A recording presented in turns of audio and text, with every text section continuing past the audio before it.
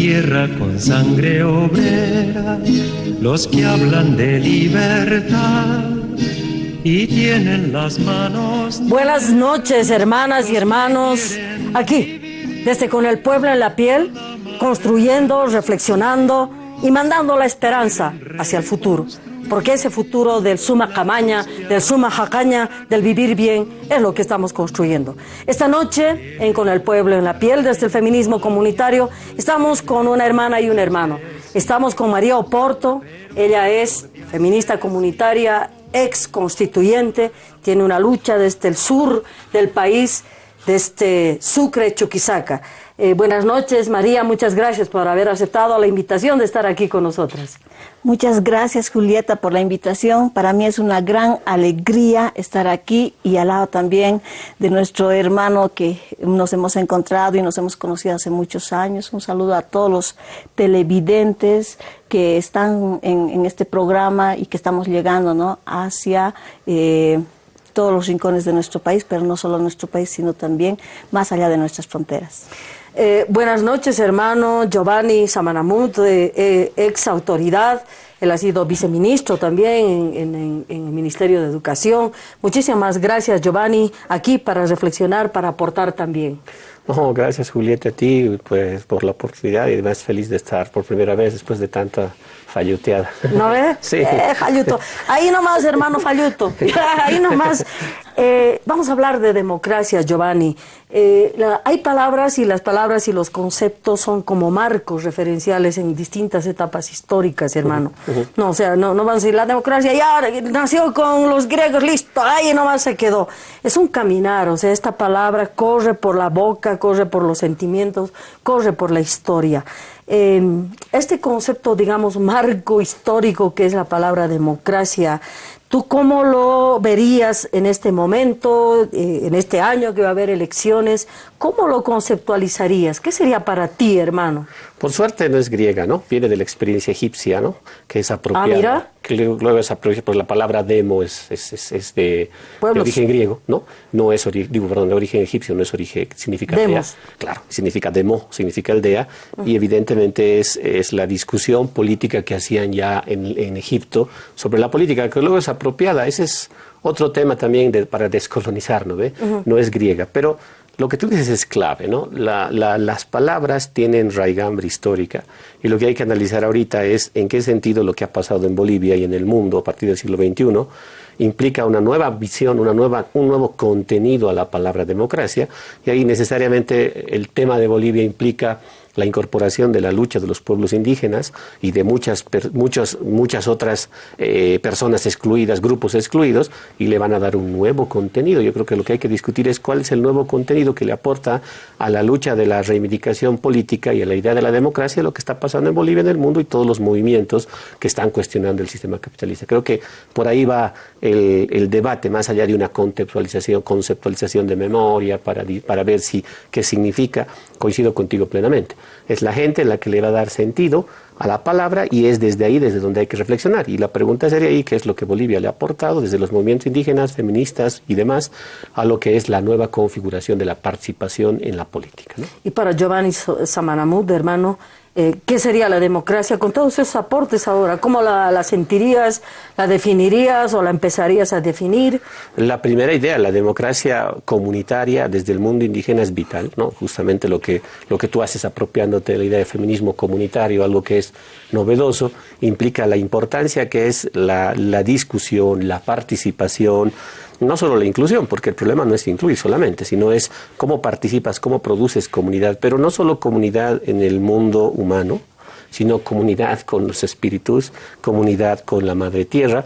Ese es, creo que, el gran concepto de democracia, ¿no?, que todavía estamos recién empezando a entender.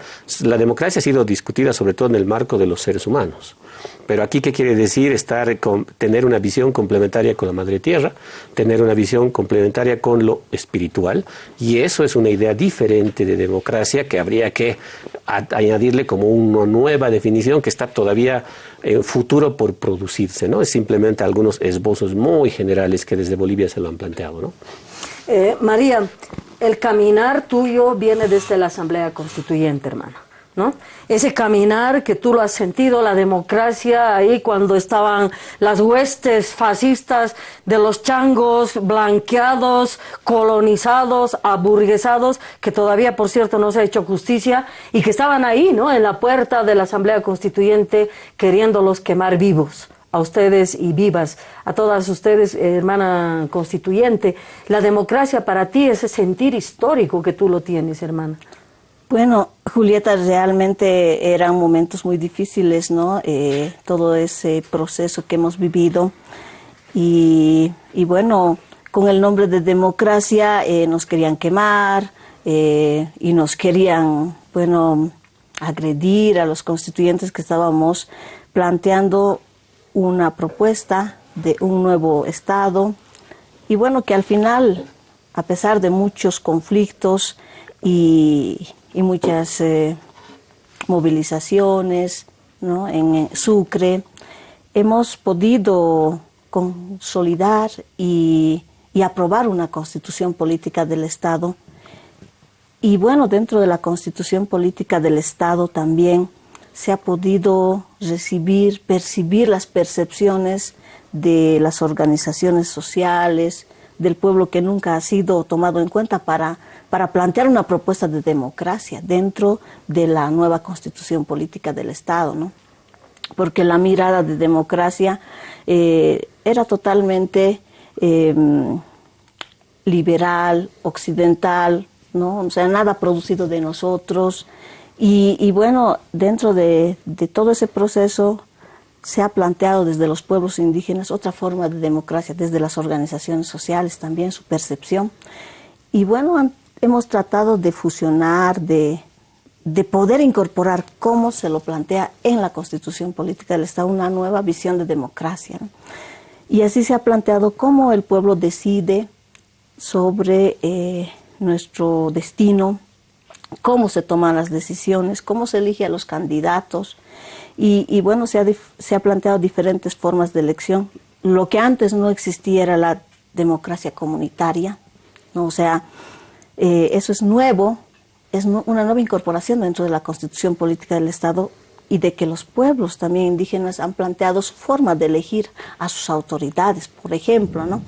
Y bueno, ahí está la elección directa también, participativa, representativa también se ha mantenido, ¿no? Mediante las autoridades electas por voto universal, directo y secreto. Esa era también la forma de elección antes y continuamos también. Pero lo que se ha incorporado es esta nueva democracia comunitaria y eso es lo valorable, porque ya en nuestros pueblos indígenas se elegía antes siempre a sus autoridades, pero nunca tenía, o sea, el aval del Estado, ¿no? O sea, el Estado nunca decía, bueno, lo considero como autoridad. Pero ahora, desde la Constitución Política del Estado, ya se reconoce esa elección interna que tienen desde los pueblos y así tenemos hasta diputados especiales, ¿no? Que se eligen en cada pueblo y que eso es respetado por toda nuestra normativa nacional y también acompañado por la Corte Electoral. Son procesos que recogen los usos y costumbres o normas y procedimientos propios de los pueblos indígenas originarios campesinos. María, la reelección, ¿no? Porque se está hablando, ¿había límites? Hay partes de la nueva Constitución que uno es el texto que sale de Sucre y que luego se lleva a Oruro, y otro es el texto que sale de Oruro, y otro es el texto que sale después de Oruro, corregido y aumentado, hermana. Son tres momentos distintos, porque la deliberación fue una, las conclusiones y los acuerdos fueron unos, y yo quiero que nos digas tú como constituyente si había límites para la reelección, había, no, 2 veces nomás, 3 veces nomás, o 1 vez nomás. ¿Había eso, hermana? Yo quiero eso informarte, Julieta, y también a la población, de que en el primer texto aprobado en la Asamblea Constituyente, discutido en las comisiones y en plenaria, se aprobó un texto en plenaria, en ese documento se debatió bastante sobre la reelección, ¿no? O sea, era un tema fundamental y se debatió. ¿Y cómo quedó inscrito en el artículo. Se decía, se podrá reelegir, no tenía límites, ¿no? O sea, cualquier autoridad se podía reelegir, pero esto... Y no decía segunda vez, por dos veces. primera vez, por segunda vez o por tercera. Reelegir y general. Solamente era general el texto, ¿no? O sea, se podrá reelegir. Pero ¿por qué hemos puesto ese artículo y por qué han planteado las organizaciones sociales? Porque si una autoridad responde a las necesidades de su pueblo, hace buena gestión, ¿por qué le vamos a privar de poder seguir contribuyendo? ¿Por qué le vamos a quitar el derecho de seguir postulándose o de seguir siendo reelegido? O sea, y será el pueblo que decide, ¿no? El pueblo tiene en sus manos el poder de decidir con su voto y ellos que definan. Hay que darle el poder al pueblo. El pueblo tiene que decidir qué autoridad continúa o qué autoridad ya se va a su casa, ¿no? O sea, pero que decida el pueblo. La esencia, ¿no?, de la democracia que se ha planteado es de darle el poder al pueblo. Que el pueblo con su decisión, con su voto, con su voz, defina el destino de su país y de las decisiones. Entonces, por eso hemos puesto reelección amplia, abierta, sin poner candados, decir por primera vez, por segunda vez, por tercera vez. Pero este texto también ha sido mandado después, obviamente, el contexto era diferente, ¿no? O sea, no se estaba pudiendo mandar al referéndum la Constitución Política del Estado aprobada por los constituyentes. Entonces ha habido una comisión de la Asamblea, ¿no?, de negociaciones para decir de una vez que vaya este texto, pero queremos unos cambios, decía la oposición, porque no contábamos con los 2/3 para que vaya, ¿no?, al referéndum, y eso ha sido un momento crítico, y estaba pues si va o no va la Constitución, ¿no?, o sea, aplicarse o no. O se iba a quedar así. Entonces ahí ha habido un momento de negociación donde ahí han planteado ponerle candados y atentar contra la decisión del pueblo, ¿no? Y ahí le han puesto los candados que por segunda vez, que por, ¿no ve? Entonces, eso es lo que nosotros, como constituyentes y como organizaciones sociales, lo hemos planteado y hemos dicho, el poder tiene que estar en el pueblo tiene que decidir cuándo va una autoridad. Si ya no va, entonces yo no voto por él y se va a su casa, ¿no? Entonces, esa decisión se ha modificado en la Asamblea Legislativa Plurinacional. Quienes lo han modificado, obviamente también ha habido, ¿no? La oposición no quería aprobar la Constitución y hemos tenido que ceder, ¿no? Y bueno, ahí se ha modificado y el texto ya ha salido para el referéndum modificado, más allá de la voluntad del pueblo, porque ha sido la Constitución recogida por las opiniones, propuestas del pueblo. Entonces ha sido más, digamos, por estos sectores de oposición que se han opuesto a este texto. Bien, estamos con María Oporto y Giovanni Samanamut desgranando este análisis sobre la democracia y aportando a este proceso del cambio. Un cachito, una pausita y luego regresamos con El Pueblo en la Piel, feminismo comunitario por Avia la televisión. Un cachito. Los que quieren dividir, quieren manchar.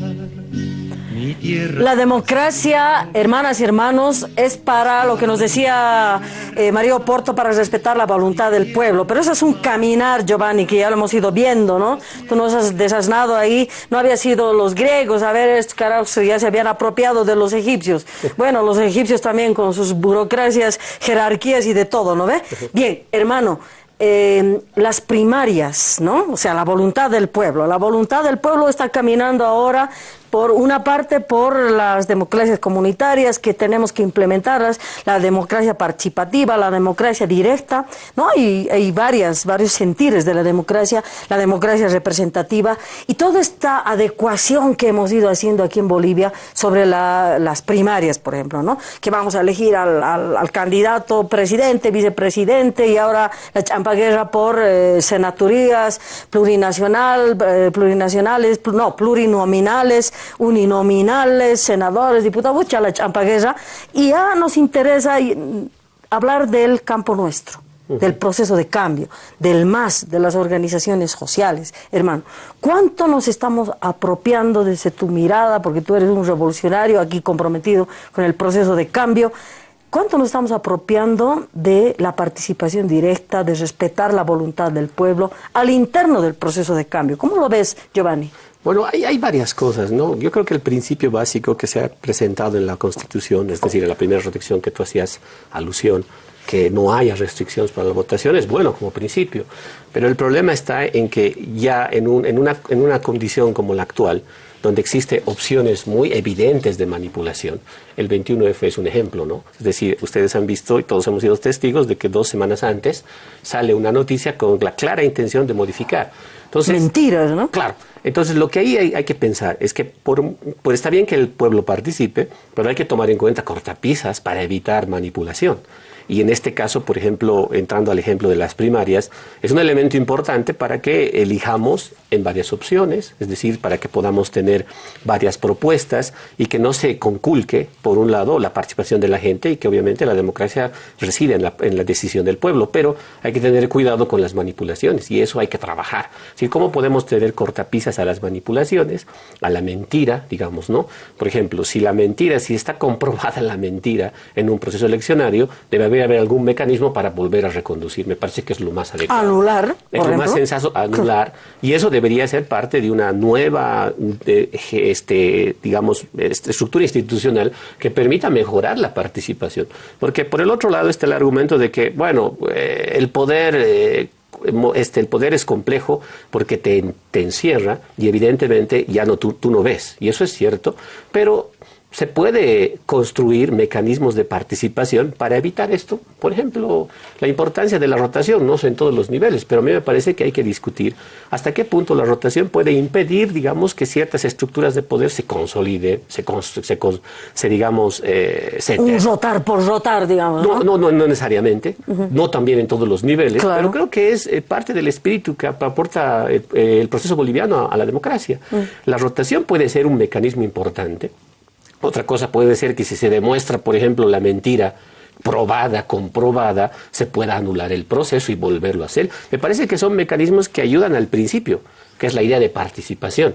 Porque por el otro lado, digamos, por el lado de las visiones un poco más conservadoras, han ido más bien por esta idea de la alternancia, ¿no? La alternancia que en realidad, digamos, también ha sido perforada en México durante muchos años por un solo partido. La alternancia que es perfectamente... Pasanaco, ¿no? Claro, que la alternancia que es perfectamente perforada en Estados Unidos con 2 partidos, ¿no ve? O sea, la alternancia no garantiza lo que ellos cuestionan, es decir, el hecho de que se deba ampliar la participación. Lo que hay que hacer es mecanismos para evitar la mentira, porque lo que es cierto ahora es que la política tiene mucho contenido de manipulación mediática, y mientras más la tecnología mejore eso, más fácil va a poder ser la manipulación. Entonces se necesita un mecanismo que prevea a las personas, a la gente, al pueblo, de no ceder ante esa tentación y reconducir o redireccionar su decisión, que sea capaz de volver bajo nuevos procesos a volver a decidir. Creo que eso, me parece que esa es la lección que yo sacaría del 21F, ¿no? Y ahí, obviamente, si tú dices cuánto nos hemos apropiado, yo creo que esa discusión nos falta, porque estamos contraponiendo al discurso un poco de la derecha, un discurso radical que tampoco apunta al sentido central. ¿Qué hacemos con la manipulación? ¿Qué hacemos con la mentira que es fácilmente posible de desarrollarse en un marco como el actual, donde hay redes sociales, donde hay una enorme cantidad de tecnología? Prácticamente el marketing se ha vuelto una especie de ciencia especializada en hacerte ganar. Hay que tomar el ejemplo de Goni del 2002. Hay hasta un documental que muestra claramente la manipulación. Entonces no puede pensarse que frente a esos fenómenos que estamos viviendo ahora, las instituciones democráticas no deban modificarse para una participación comunitaria. Es decir, sobrellevar los temas de la mentira. Y me parece que eso nos falta, ¿no? Más allá de contraponer a lo que dice la derecha, decir esto o lo otro, me parece que es necesario dar respuestas concretas sin traicionar el principio de que la gente debe participar y decidir quién es el mejor que lo va a representar. Me parece que eso nos falta todavía discutir, ¿no? La democracia es del pueblo, hermana, y la mitad de cada pueblo somos las mujeres. Las mujeres y esta democracia comunitaria, esta democracia que viene de las decisiones del pueblo, que no pasen por la manipulación y las mentiras, ¿no? Sí, Julieta, es lamentable cómo se ha podido tergiversar la realidad y la verdad, ¿no? Con una mentira cambia todo, o sea, todo un escenario. ¿Y las mujeres ahí qué tal, hermana? En creerse las mentiras. También estamos ahí, ¿no? O sea, Y producir mentiras. y reproducir, producir y seguir reproduciendo. Entonces ahí las mujeres tenemos que estar conscientes de que a partir de ahora, por ejemplo, en esta campaña se van a producir muchas mentiras, entonces hay que siempre tener el cuidado de escuchar la noticia de un lado, pero del otro lado también. O sea, por algo se dice algo, ¿no? Y las mujeres tenemos que estar conscientes de que va a haber una guerra mediática mediante las redes sociales, con noticias falsas, queriendo hacer tal vez, su voto, ¿no? Manipular su voto fundamentalmente. A ver, una compañera que decidió votar por esta persona, pero por una mentira, no, mejor yo me voy por allá. No, o sea, van a querer manipular nuestro voto y ahí hay que tener cuidado como mujeres y hay que saber analizar por qué están diciendo esas cosas. Sabemos que ambos, o sea, los partidos de derecha tienen sus objetivos y es el de manipular ahora el voto mediante las redes sociales. Hermana, ¿el 21F fue culpa de una mujer? Fue culpa de una mentira, ¿no? O sea, ha sido obviamente una mentira, una manipulación, no de una mujer, o sea, eso se ha mentido, se ha usado a una mujer para una mentira, o sea, ha sido un objeto, ¿no? Una mujer para utilizarse con una mentira, una gran mentira que se lo ha creído todo el pueblo y que después de las elecciones recién se ha podido descubrir la verdad, pero una vez que ya se había volver al mito de Adán perdido, y Eva, ¿no? Sí, pues, la Eva, ¿no? Por culpa de la Eva, ¿no? A ver, Eva Zapata. Eva Zapata. Julieta, también yo quisiera un poco este tema de las primarias, quisiera analizar. A mí me ha parecido esta nueva ley que ha salido de las primarias una profundización de la democracia. ¿Por qué? Porque dentro de cada partido político se elegía, fundamentalmente de los partidos de derecha, se elegía, uno era dueño del partido como Doria Medina y ahí ponía a sus diputados y senadores, sean parientes, amigos o a gente que pone la plata, pero nada democrático, ¿no? O sea, él su lista de las personas de su confianza y esto lo propone para que el pueblo los elija. Ahora, ¿qué se ha hecho con esta nueva ley? A nosotros, por ejemplo, como MAS y PCP, nos ha permitido elegir, ¿no?, a nuestros candidatos y esta ley también va a ir para autoridades, ¿no? O sea, poco a poco se va a ir implementando para autoridades municipales, concejales, gobernadores, diputados y todo. Entonces, está profundizando la democracia interna dentro de nuestros partidos. Dentro de nuestro partido nosotros estamos acostumbrados, ¿no?, a elegir por circunscripciones uninominales. No es nuestro partido, la diferencia con otros partidos no es un grupo el que MAS, se ¿no? pone, el MAS. No es un grupo de amigos, de parientes, sino es las estructuras sociales que ponen a sus candidatos. Y eso nos permite estas primarias también, que ya se han ido implementando y se van a seguir implementando, ¿no? Y eso me parece profundización de la democracia porque ya se maneja de manera más transparente dentro de los partidos políticos. Y por otra parte, también yo, dentro de las estructuras ahora para la elección de los diputados y senadores, a mí me parece que dentro del movimiento al socialismo hay mucho más democracia interna porque dentro de cada circunscripción se elige a los representantes uninominales, por ejemplo, ¿no? En todas las circunscripciones uninominales se van a elegir y esa elección va a ser de acuerdo, ¿no?, a sus usos y costumbres. Como decía Giovanni, ahí hay, por ejemplo, la rotación. Si una comunidad ya ha tenido diputación en la anterior gestión, a la otra comunidad le toca y a la otra comunidad, o sea, así es, ya saben a qué comunidad y ya también hacen camino, ¿no? Los que van a ser diputados hacen camino, por ejemplo, han sido dirigentes comunales, dirigentes subcentrales, dirigentes provinciales, o sea, hacen un largo camino y han llegado, o sea, y ellos los van a elegir, los van a proponer como candidatos uninominales. Por eso nosotros tal vez no tenemos miedo de ganar en el área rural, porque ahí se va a elegir democráticamente a sus diputados, y ese es el miedo de la derecha, que no tiene pues, esa estructura, ¿no? O sea, ellos se eligen entre ellos, sí, pero dentro del MAS es lo más democrático posible y ahí van a estar las personas más comprometidas que han hecho camino. Lo más democráticamente posible hasta ahora, pero todavía no es suficiente porque tenemos que seguir profundizando, tenemos que seguir cuestionando y tenemos que seguir mirando cómo vamos a hacer realidad el Suma Cabaña. Un cachito, una pausa y seguimos profundizando con la María y el Giovanni sobre democracia. Negras, los que quieren dividir. María, sí, es una estructura, hay participación. El problema van a ser los plurinominales que van a ser nombrados a dedo, ¿no? A dedo de, no sé, es más famoso, es más famosa. Queremos decir también que, bueno, las mujeres han dicho que ahora nos toca a las mujeres, ¿no? En los uninominales también, y eso hay que hacerlo respetar. Pero ¿cómo, hermana, eso de los pluris, esto de la democracia interna del MAS, del partido, del proceso de cambio, cómo vamos garantizando esta participación y que combinemos con el rote necesario también, ¿no? Porque está bien, lo ha hecho bien, pero también hay que dar espacio a otras hermanas, a otros hermanos y los momentos histórico-políticos.